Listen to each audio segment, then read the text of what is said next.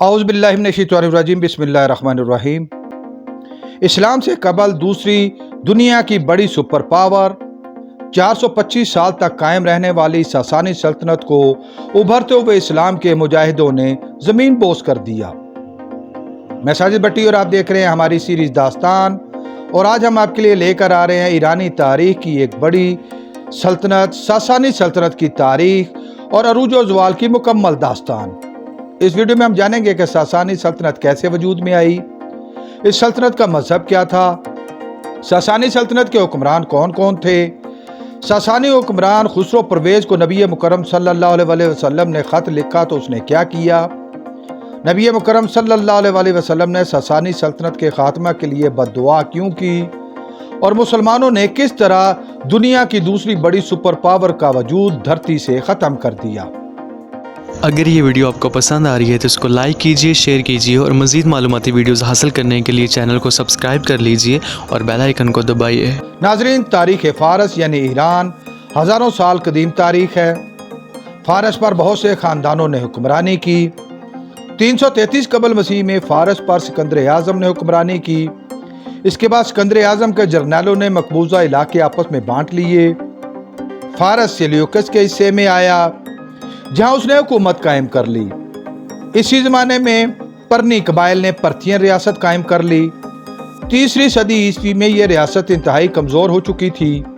उस वक्त अर्तबानोस चहारम आखिरी पर्थियन हुक्मरान था। रियासत में बहुत सी खुद मुख्तार हुकूमतें कायम हो चुकी थीं। इसी दौर में रियासती इंतशार और मजहबी पेशवाई से फ़ायदा उठाते हुए सासान नामी एक पंडित ने काफ़ी सियासी ताकत हासिल कर ली। उसके बेटे बाबक ने अपनी ननिहाली ख़ानदान की हुकूमत ख़त्म करके उस पर कब्ज़ा कर लिया। बाबक के बाद उसके बेटे उर्दशीर ने हुकूमत संभाली और साथ ही फ़ारस की दूसरी और चौथी ईरानी सल्तनत का ऐलान कर दिया। उसने अपने दादा सासान के नाम पर इस सल्तनत का नाम सासानी सल्तनत रखा, जो कि 224 ईस्वी में वजूद में आई। उस ज़माने में रोमन सल्तनत दुनिया की वाहिद सुपर पावर थी, जो कि सासानी सल्तनत के लिए भी ख़तरा थी। उर्दशीर को सासानी सल्तनत का बानी और पहला हुक्मरान शुमार किया जाता है। इसकी यह सल्तनत 425 साल तक कायम रही और आखिर 651 ईस्वी को मुसलमानों के हाथों इस सल्तनत का खात्मा हुआ। इब्तदाई ज़माने में इस सल्तनत का सरकारी मजहब ज़ुरतुश्तियत था, यानी वो आग की परस्तिश करते थे, मगर यहूदियत और ईसाईयत भी मकबूल मज़ाहिब थे। बाद में मुकामी तौर पर मज़दूक और मानी मजहब भी मुतारफ हुए। सासानी सल्तनत के दौर में सरकारी ज़ुबान पहलवी थी, जिसके कदीम कतबे मुख्तलिफ कदीम खुदाइयों से मिले हैं।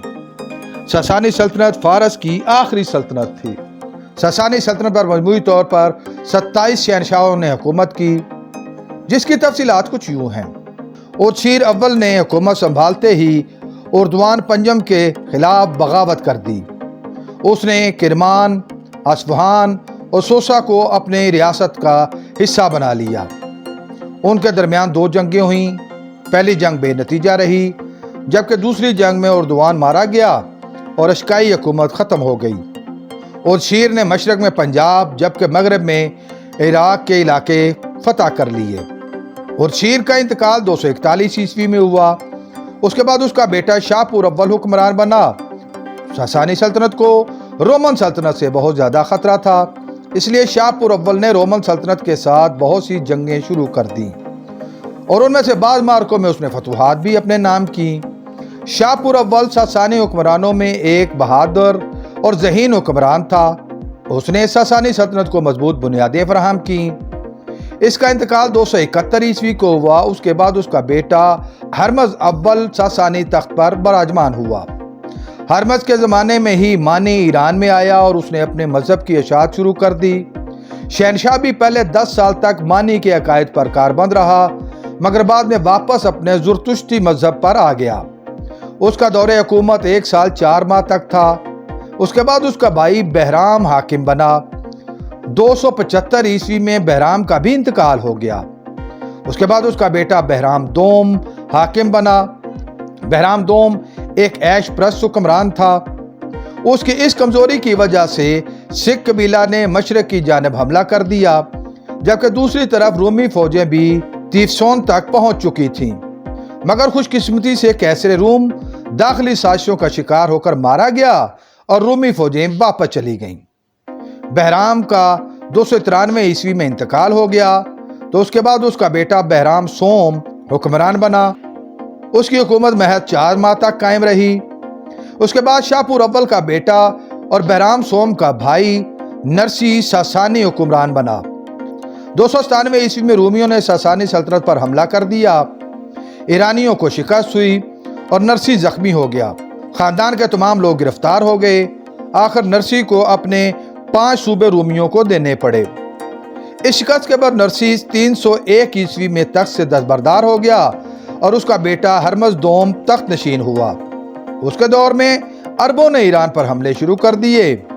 ایک حملے میں ہرمز دوم مارا گیا تو اس کا بیٹا آذر نرسی چند ماہ کے لیے حکمران بنا اور محلاتی سازشوں کا شکار ہو کر قتل کر دیا گیا۔ اس کے بعد 310 عیسوی میں شاپور دوم حکمران بنا۔ اس کے دور میں 364 کو جولیان نے رومی فوج کو ایران پر حملے کے لیے بھیجا۔ اس جنگ میں جولیان مارا گیا اور رومی فوجیں پیچھے ہٹ گئیں۔ جولیان کے جانشین جوویان نے ایران سے صلح کر لی اور ایران کے تمام مقبوضہ علاقے بھی واپس کر دیے اور اس طرح آرمینیا دوبارہ ایران کا حصہ بن گیا۔ 379 عیسوی کو شاپور دوم کا انتقال ہو گیا۔ اس کے بعد اس کا بیٹا اردشیر دوم تخت کا مالک بنا۔ اس نے کل 5 سال تک حکمرانی کی۔ اس کے بعد شاپور دوم کا بیٹا شاپور سوم 382 عیسوی کو ساسانی حکمران بنا۔ اس کے دور میں آرمینیا میں بغاوتیں پھوٹ پڑیں اور اس کے 2 حصے ہو گئے۔ دونوں حصوں پر اشکائی شہزادوں نے حکومت قائم کر لی۔ 388 عیسوی کو شاپور سوم دنیا سے رخصت ہوا اور اس کا بیٹا بہرام چہارم حاکم بنا۔ بہرام چہارم کے خلاف ایرانی فوج نے بغاوت کر دی اور اس کو قتل کر دیا۔ اس کے بعد شاپور کے بیٹے یزدگرد اول کو تخت پر بٹھا دیا گیا۔ یزدگرد نے اپنے اجداد کی پالیسیوں کے خلاف رومن سلطنت کے ساتھ دوستانہ تعلقات قائم کر لیے۔ 420 عیسوی کو یزدگرد اول کا انتقال ہو گیا اور اس کا بیٹا بہرام پنجم اقتدار کا حقدار ٹھہرا۔ اس کی پرورش ایک عرب سردار کے گھر ہوئی تھی۔ یزدگرد کی موت کے وقت بہرام پنجم ایران میں نہیں تھا، اس لیے امرائے سلطنت نے اس کے بھائی شاپور کو تخت پر بٹھانے کی کوشش کی، مگر اسی وقت بہرام ایران پہنچ گیا اور اس نے اقتدار حاصل کر لیا۔ اسے بہرام گور کے نام سے بھی یاد کیا جاتا ہے۔ بہرام گور کے دور میں انہوں نے ایران پر حملہ کر دیا۔ بہرام گور نے ڈٹ کر مقابلہ کیا اور ان کو شکست دی۔ بہرام گور کا 440 میں انتقال ہو گیا۔ اس کے بعد اس کا بیٹا یزدگرد دوم تخت نشین ہوا۔ اس نے عیسائیوں پر سختیاں شروع کر دیں، جس کی وجہ سے رومیوں نے ایران پر حملہ کر دیا، مگر شکست کے بعد ان کو ایران سے صلح کرنا پڑی۔ 457 عیسوی میں یزدگرد دوم کے انتقال کے بعد اس کے دونوں بیٹوں ہرمز سوم اور فیروز اول کے درمیان اقتدار کی جنگ شروع ہو گئی۔ اس وقت فیروز سیستان میں تھا اور ہرمز کو حکومت بنانے کا موقع مل گیا، مگر 2 سال بعد ہی 459 عیسوی میں فیروز نے حملہ کر کے اپنے بھائی ہرمز کو قتل کر کے اقتدار پر قبضہ کر لیا، مگر فیروز کو سکون سے حکومت کرنے کا موقع نہ ملا۔ 483 عیسوی میں انہوں نے بلخ کے علاقے پر حملہ کر دیا اور فیروز اول سے جنگ ہوئی، جس میں فیروز مارا گیا۔ اس کے بعد یزدگرد دوم کا تیسرا بیٹا بلاش اقتدار کا مالک ہوا۔ اسے آرمینیا کے ساتھ جنگ میں شکست ہوئی۔ رومیوں نے مسیحیت کو سرکاری مذہب قرار دے دیا، جس کی وجہ سے امرائے سلطنت اس سے بہت ناراض ہوئے اور فیروز اول کے بیٹے کیباد کو 487 میں تخت پر بٹھا دیا۔ اس وقت ایران کی سیاسی صورتحال انتہائی ابتر تھی۔ اسی دور میں مزدوق مذہب کا پرچار شروع ہوا اور وہ کافی طاقتور ہوا۔ 492 عیسوی میں امراء نے کیباد کو معزول کر کے اس کے بھائی جاماسب کو تخت پر بٹھا دیا۔ دوسری طرف کیباد بھی ہنوں کے پاس پہنچ گیا اور ان سے مدد طلب کر لی اور پھر ان کی مدد کے ساتھ اس نے دوبارہ تخت حاصل کر لیا۔ کیباد کا دوسرا دور انتہائی کامیاب رہا۔ اس نے ہنوں اور رومیوں کے ساتھ جنگ چھیڑ دی۔ ہنوں کے ساتھ اس کی جنگ 10 سال تک جاری رہی اور وہ کمزور سے کمزور تر ہوتے چلے گئے، اور رومیوں کے ساتھ اس کی جنگ ابھی جاری تھی کہ اس کا انتقال ہو گیا۔ اور پھر 531 عیسوی کو اس کا بیٹا خسرو اول حکمران بنا۔ عرب مورخ اسے کسرا کے نام سے پکارتے ہیں۔ خسرو انتہائی طاقتور حکمران تھا۔ اسی زمانے میں نبی مکرم صلی اللہ علیہ وآلہ وسلم کی ولادت ہوئی اور کسرا کے محلات لرز اٹھے اور اس کے کنگرے بھی گر گئے۔ خسرو اول نے اپنی زندگی میں ہی اپنے چھوٹے بیٹے نوشیروان عادل کو حکمران بنا دیا۔ نوشیروان عادل نے اپنے دونوں بڑے بھائی قتل کروا دیے تاکہ کوئی بھی تخت کا دعوے دار باقی نہ بچے۔ اس کے دور میں مزدوقیت کافی پھیل چکی تھی۔ مذہبی رہنما ناراض تھے۔ مذہبی رہنماؤں کو خوش کرنے کے لیے نوشیروان نے مزدوقیت کے 1,00,000 پیروکاروں کو قتل کروا دیا۔ اسی وجہ سے اس کو عادل کا لقب دیا گیا جو اس کے نام کا حصہ بن گیا۔ نوشیروان کے دور میں ہی 533 عیسوی میں روم کے ساتھ امن معاہدہ ہو گیا، مگر چند سال بعد ہی رومیوں نے اس کی خلاف ورزی کر کے حملہ کر دیا۔ رومیوں نے بھاری خراج کے بدلے معاہدہ صلح کر لیا۔ پھر 562 عیسوی میں لازیکا کے مسئلہ پر ان کی باہمی جنگ دوبارہ شروع ہو گئی۔ پھر چند شرائط کے بدلے امن معاہدہ ہو گیا۔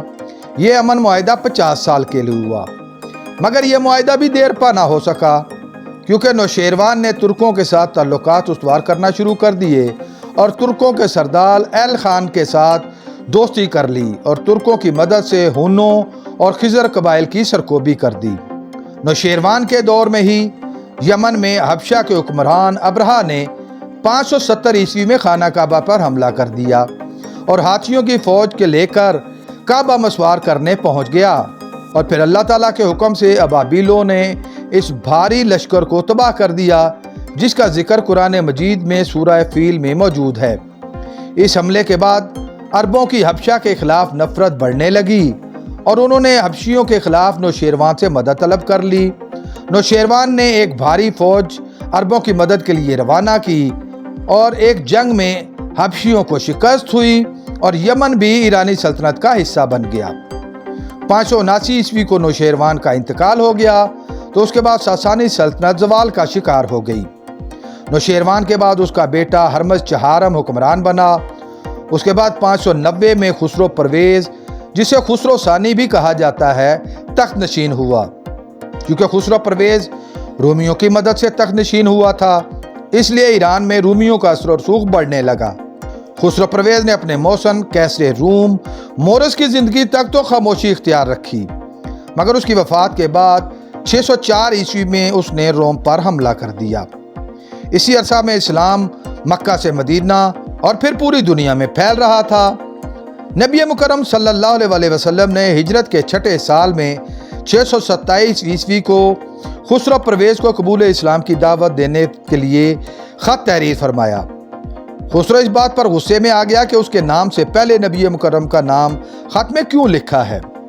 اس نے آپ صلی اللہ علیہ وسلم کا نامہ مبارک پھاڑ کر ٹکڑے ٹکڑے کر دیا اور یمن کے حاکم کو حکم دیا کہ آپ صلی اللہ علیہ وسلم کو اس کے دربار میں پیش کیا جائے۔ حکم کی تعمیل میں یمن کے حکمران نے 2 اہلکار مدینہ بھیجے، مگر اللہ کا کرنا یہ ہوا کہ اسی رات ہی خسرو کے بیٹے شیرویہ نے محل کے اندر ہی اپنے باپ خسرو پرویز کا سر قلم کر کے اسے قتل کر دیا اور خود تخت پر بیٹھ گیا۔ خسرو پرویز کے قتل کی خبر بھی صبح نبی مکرم صلی اللہ علیہ وسلم نے دی۔ نبی مکرم صلی اللہ علیہ وسلم کو خسرو کے محل میں خط کا واقعہ بیان کیا گیا تو آپ نے دعا فرمائی کہ اے اللہ، اس نے یعنی خسرو نے جس طرح میرے خط کے ٹکڑے کیے ہیں اس کی ریاست اور حکومت کے بھی ایسے ہی ٹکڑے فرما۔ اور پھر ایسا ہی ہوا۔ خط کے واقعہ کے بعد محض چند سالوں میں ہی ایک عظیم ساسانی سلطنت ٹکڑوں میں بٹ کر ختم ہو چکی تھی۔ نبی مکرم صلی اللہ علیہ وسلم نے اس موقع پر مزید ارشاد فرمایا کہ جس دین کی دعوت کو قبول کرنے سے خسرو انکاری ہے وہ انشاءاللہ اس کی سلطنت کی سرحدوں سے بھی آگے جائے گا۔ اور پھر اسلامی لشکر جب ایران میں داخل ہوا تو ہر طرف اسلام کے ڈنکے بج رہے تھے۔ اس دور کی عظیم دوسری سپر پاور کا حکمران جو کہ طاقت کے نشے میں بدمست ہو چکا تھا اور کسی کو بھی خاطر میں نہ لاتا تھا، اس ریاست کا انجام مجاہدین اسلام کے ہاتھوں ہوا۔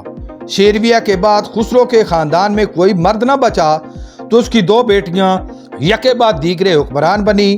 634 عیسوی میں خسرو کا پوتا यज़गर्द सालिस सासानी हुकूमत का हुक्मरान बना। दूसरी तरफ खुलफाए राशिदीन के दौर में मुख्तलिफ अस्करी मुहिम्मात में कामयाबियों का सिलसिला शुरू हुआ। तो हज़रत अबू बकर सिद्दीक़ रज़ी अल्लाह तआला अन्हु के दौर में हज़रत खालिद बिन वलीद रज़ी अल्लाह तआला अन्हु की क़यादत में इस्लामी लश्कर ईरान की तरफ रवाना हुआ और 632 ईस्वी में जंग सलासल में ईरानियों को शिकस्त हुई और मुसलमानों को पहली फतह। इसके बाद हज़रत उमर फ़ारूक रज़ी अल्लाह तआला अन्हु के दौर में हज़रत साद बिन अबी वक़ास रज़ी अल्लाह तआला अन्हु की क़यादत में जंग कादसिया हुई, जिसमें ईरानी जनरल रुस्तम का मुकाबला हुआ। 3 दिन तक जारी रहने वाली इस जंग में ईरानियों के बड़े हाथियों के लश्कर को शिकस्त हुई। यज़गर्द मैदान छोड़कर फरार हो गया और ईरान पर मुसलमानों का कब्जा हो गया और यूं ईरान इस्लामी खिलाफत का हिस्सा बन गया। दूसरी तरफ यज़गर्द सोम मुल्क पनाह की तलाश में था, मगर कोई उसको पनाह देने को तैयार न था। आखिर मीरू के मुकाम पर उसे कत्ल कर दिया गया और आखिर 651 ईस्वी में मीरू के मुकाम पर उसे कत्ल कर दिया गया और यूं सासानी सल्तनत का खात्मा हुआ और ईरान में इस्लामी दौर का आगाज़। उम्मीद है आपको हमारी ये कावज़ पसंद आई होगी। बहुत जल्द एक नई मालूमाती और दिलचस्प वीडियो लेकर आपके सामने हाजिर होंगे। अगर आप इस वीडियो के बारे में अपनी कोई राय देना चाहें तो कमेंट बॉक्स का इस्तेमाल करें।